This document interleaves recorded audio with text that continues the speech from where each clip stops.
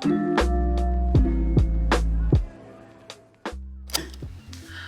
party people, what's up? Welcome back to my channel. I'm Tori, and for today's video we're going to talk about my hyperfixations.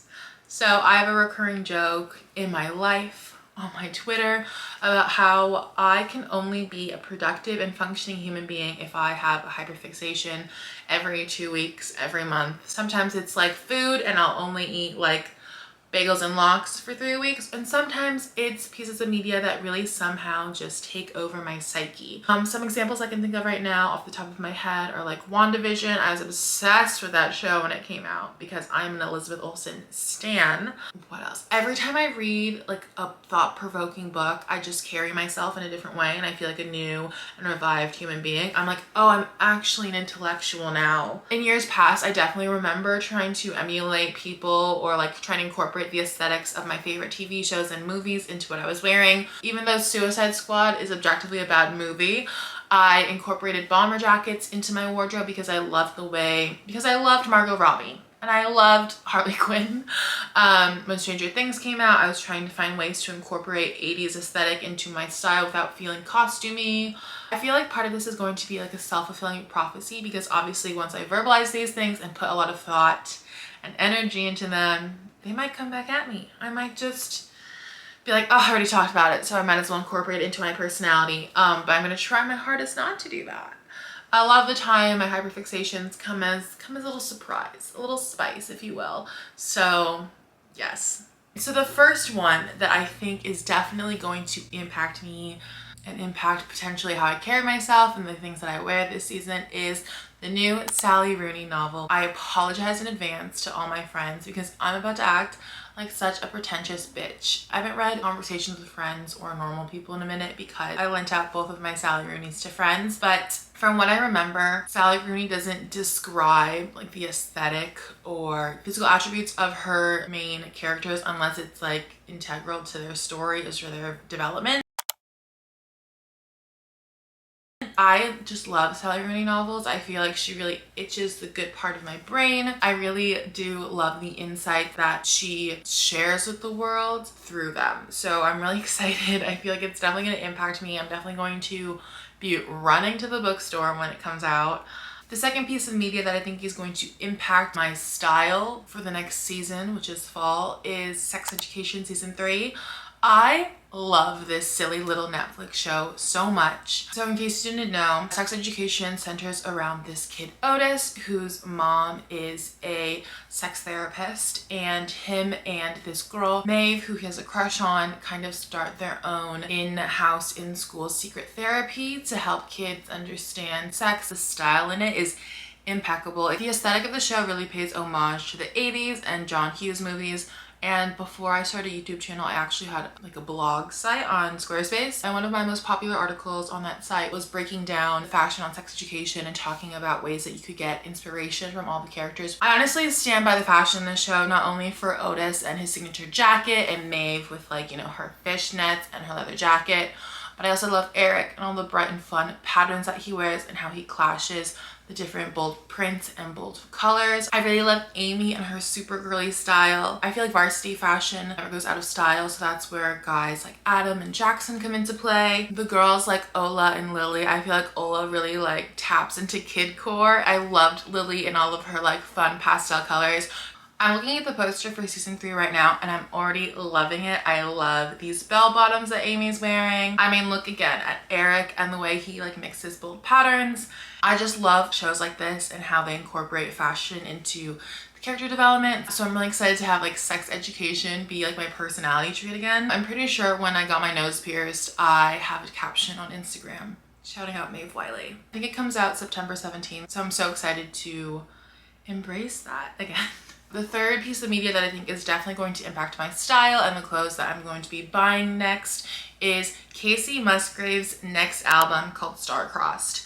I love Kacey Musgraves. I am also one of those people who discovered her during her golden hour era. I listened to her music because she was opening up for Harry Styles, and I hate being the person at a concert who like doesn't know any songs by the opening acts. I always have to know at least like their top 2 most popular songs, and then I feel good about myself. So that's what I did with Kacey's music, and then I just Fell in love with her. I know there are so many jokes on TikTok that people are like, I need to get married and divorced before Kacey Musgraves' next album comes out, and I am definitely feeling the same way. So Kacey Musgraves released like the album trailer. I just really loved so many of the things that she was wearing and the general vibe of it all. I saw like a clip where she had like opera gloves on, and I feel like that's going to be a huge trend. Even if it's not that practical, I feel like it's definitely going to be something super fun. I love the little gems in her eyebrows, and I feel like it's definitely going to be big inspiration for me for Halloween in particular.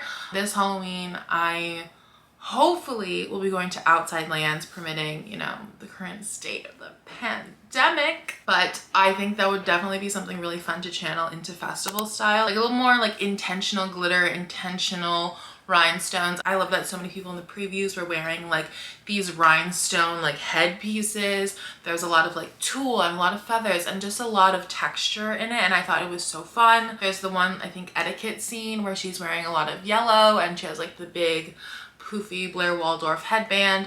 So I definitely feel like when that comes out, I might become a little bit more of a girly girl. You know, I might become a little more mod. I might become a whole different kind of woman. I think just finding ways to incorporate that more feminine style into things I already wear is going to be something so fun for the fall. And I can't wait. I can't wait to have new Kacey Musgraves music. The fourth piece of media should honestly come as no surprise, and that is Dune, which is a movie that will be coming out next month and is a book that I read.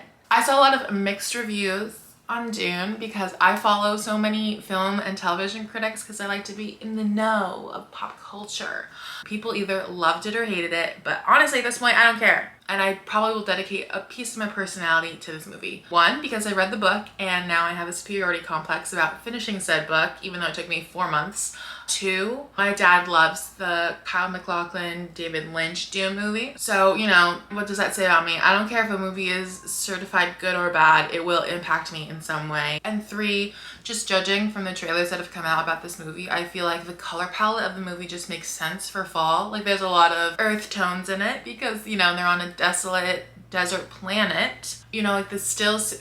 Look at me bringing out buck lingo, but the still suits that they're wearing in it really remind me of the kind of leather that everyone likes to wear around fall time. So like leather pants, leather trench jackets, or like blazers. I feel like that's just kind of a given when it comes to the fall time. And even though it's like not groundbreaking to wear earth tones in the fall, I know for myself, I'm just gonna be like, oh, this look, this color palette, inspired by the people who collect the spice in Dune.